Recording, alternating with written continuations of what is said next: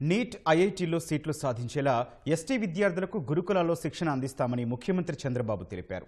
ఆదివాసీ ప్రాంతాల్లోని విద్యార్థులు చదువుల్లో ముందుంటున్నారని, ఉన్నత కొలువులు సాధించాలనే పట్టుదల వారిలో పెరిగిందన్నారు. ఉండవల్లి క్యాంపు కార్యాలయంలో నిర్వహించిన సంత్ శ్రీ సేవాలాల్ మహారాజ్ 287వ జయంతి కార్యక్రమంలో చంద్రబాబు పాల్గొన్నారు. సేవాలాల్ మహారాజ్ చిత్రపటానికి పూలమాలలు వేసి నివాళులర్పించారు. సేవాలాల్ మహారాజ్ స్ఫూర్తితో గిరిజనుల అభివృద్ధికి కూటమి ప్రభుత్వం పనిచేస్తోందని సీఎం చెప్పారు.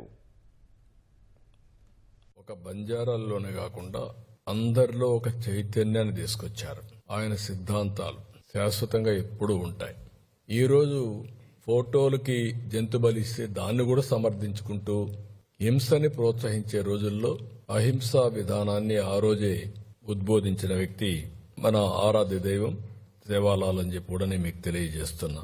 ఈరోజు ఉమెన్ ఈక్విటీ గురించి మనం మాట్లాడుతున్నాం. ఆయన ఆ రోజే పనిచేశాడు.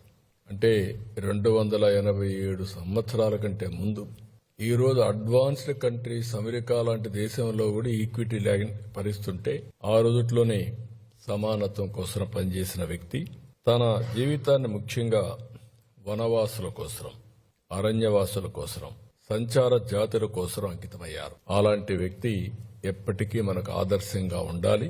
గిరిజన ప్రాంతాల కోసం బడ్జెట్లో 9,190 కోట్ల రూపాయలు ఖర్చు పెట్టి అన్ని విధాల వీళ్ళని అభివృద్ధి చేయడం కోసం ముందుకు పోతున్నాం.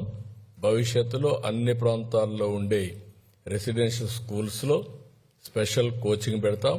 ఎంతమంది వీలైతే అంతమంది పిల్లలు ఐఐటికి, ఎన్ఐటికి పోయే పరిస్థితి తీసుకొస్తాం.